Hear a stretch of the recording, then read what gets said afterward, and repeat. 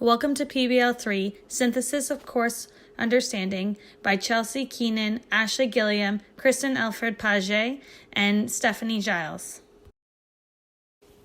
Problem. Miss Lemon is teaching a grade 4 class with 28 students. The max capacity for a grade 4 classroom is 24 students. Miss Lemon is struggling with providing all of her students with the attention they require. Miss Lemon's students all have different needs, but one of her students with the highest needs is Charlotte. Charlotte has recently been diagnosed with a learning disability and has an individual education learning plan. It has been implemented and it states that Charlotte will require frequent one-on-one teaching. Miss Lemon does not have an educational assistant as she does not have any students with behavioral needs. Class size. In 2014, a U.S.-based review found that the academic literature strongly supports the common sense notion that class size is an important determinant of student outcomes, and that was from ETFO 2019. The benefits of small classes we have seen in the primary grades now needs to be extended into grades 4 to 8. Currently, primary grades are funded for an average class size of 20, and in comparison, funding for grades 4 to 8 supports a class size average of 24.5, and that's from ETFO 2009. What is the definition of a learning disability? According to the Ministry of Education in Ontario, a learning disability is defined as it affects the ability to process information both verbally and non-verbally. Underachievement may be seen within academics. Additional supports may be needed to meet the curriculum expectations. Difficulty in development, difficulties in cognitive process, and difficulties with social interactions. Special education needs. In schools, the phrase students with special education needs is referring to all students who are receiving any kind of special education programs and services.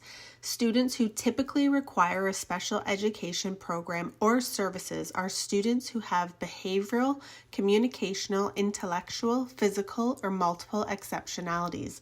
These programs and services provide students a way to fully benefit from their school experience. We will be using the term IPRC, which is Identification, Placement, and Review Committee. Students identified by an IPRC must be provided with appropriate special education programs and/or services designed to build on their strengths and meet their needs. After the IPRC meeting, an IEP will be prepared to assist the student to attain the goals in place. The individual education plan, or IEP, must be prepared and enforced by the principal. Supporting students with learning disabilities. In 2004, the Ministry of Education put in place a policy program memorandum, also known as PPM 8. In August 2014, the ministry revised the PPM number 8, Identification Program Planning for Students with Learning Disabilities. The revised memorandum reflects advances in research and current effective practices. PPM number 8 provides the ministry's definition of a learning disability, which must be used by Identification, Placement, and Review Committees, IPRCs. The memorandum also sets out requirements for school boards with respect to the identification and program planning for students with learning disabilities. The program planning section of the PPM number 8 applies to students who have been identified as exceptional by an IPRC, students who have not been identified by an RPRC but who demonstrate difficulties in learning and who would benefit from special education programs and/or services that are appropriate for students with learning disabilities. The revised memorandum reiterates that the determining factor for the provision of a special education program or services is not a specific diagnosed or undiagnosed condition, but rather the needs of the individual student, based on the assessment of his and her strengths and needs. Special education programs may be delivered through a range of placements. An individual education plan, IEP, identifies a student's learning expectations and creates a plan for staff to assist the student to attain these goals. These goals are attained through accommodations, modifications, alternative programs, courses, specific instructional and alternate methods of assessment. Regular updates are required. The IEP is updated on a regular basis and the student's strengths and needs change. An IEP must include at least the following: student strengths and needs, educational expectations, an outline of the special education programs and services that the student is to receive, and an explanation of the methods used to assess the student's progress. In order for students with special education needs to achieve the curriculum expectations, they will need accommodations, modifications, or alternative expectations.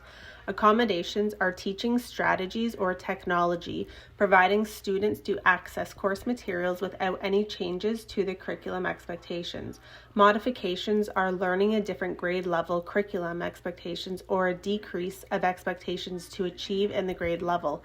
Alternative programming is providing students with teaching or expectations that are not in the curriculum. The Learning Disability Association of Ontario defines learning limitations as difficulty learning due to a condition. They continue to list examples of conditions that can affect learning, such as attention problems, hyperactivity, or dyslexia. In 2015 and 2016 academic year, approximately 40% of students identified as exceptional by an Identification, Placement, and Review Committee, which is also known as IPRC. They were identified under Communications and Learning Disability category and definition. The total percent of students identified as exceptional was 8.8% of the school population. That would mean that 3.5% of the school population was identified for special education under learning disability in 2015-2016 academic year.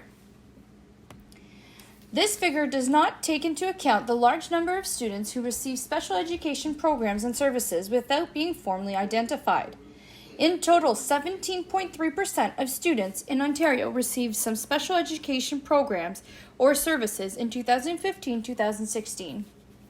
If approximately the same percentage of these students had learning disabilities, then about 6.9% of students in Ontario publicly funded schools in 2015-2016 would have a learning disability, identified or unidentified. Amongst children aged 5 to 14, learning limitations, also known as LL, was the largest disability reported. About 69.3% of children with disabilities.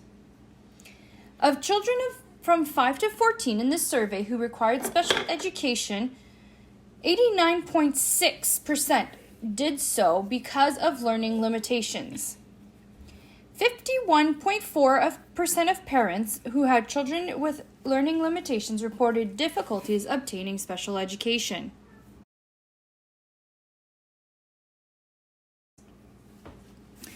It is reported that in 2018, special education support was given to 17% of students per elementary school.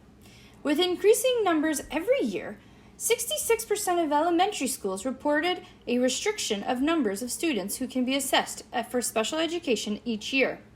With these numbers, 93% of elementary schools are waiting for assessments for their students. Unfortunately, 58% of elementary school principals said that they have asked a student to stay home and not attend for the full day due to safety reasons. Nearly all schools have at least a part-time special education teacher. However, only 72% of rural elementary schools report a full-time special education teacher, compared to 92% of urban schools. This is to be consistent over this past years. The average ratio of students receiving special education support to special education teachers is 36 students to 1 teacher in elementary schools. 88% of elementary schools have educational assistants who provide vital support both to the classroom, to the teachers, and to students. Educational assistants help students with ongoing lessons, assist with personal hygiene, and support students in managing their behavior.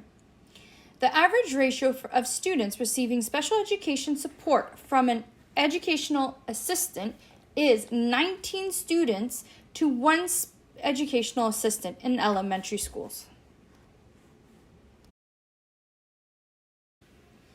This chart was taken from People for Education. The chart shows a significant increase of numbers of students receiving educational support in 2018. In 2000, only 9% of students in elementary schools were receiving a special education support. In 2018, it went up to 17%. Quotes, special education needs continue to rise as supports continue to be cut. Many students with autism spectrum disorder that require a full-time support do not receive it, thus making it a safety concern for all involved. More money needs to be put into special education in order to provide these students with the care and education they should receive, like all other students. Elementary School, York Catholic District School Board. We don't have enough special education support to provide services to students who are not identified but who still have significant challenges. Elementary School, Rainbow DSB. Quotes. Almost all of our EAs support students with safety, behavioral, and/or communication challenges. If I have asked a parent to keep a student home, it is almost always related to safety. The student runs, hits self, peers, adults, or vandalizes the space he or she is in. Even with 14 EAs, FTEs, I have needs that enter my school regular, which means I am stretched thin. Elementary School, Halton, DSB, People of Education, 2018. I would have to give my attention primarily to the students who were struggling to master certain concepts, which means those working at or above level weren't always getting valuable conference time with me to find ways to improve their work. Vanelise, 2019. Solutions. Educational assistant. Having an EA in every class to help support the teacher and all the children in the class. Early assessment. Having children get tested for learning disabilities in kindergarten so that you can get supports right away and not have to wait. More funding. Having more money from the government to support learning resources and smaller class sizes. Whole group lessons. Miss Lemon can conduct a whole group lesson first, and then once the students are settled and working, she can go and assist Charlotte. Having more resources. Having more resources, workshops, and specialized educators that can work and help the teacher and students in the area they need help. Class size. Having no more than 20 students per class, no matter what grade. Here are some links for more information. Here are references. Thank you for watching.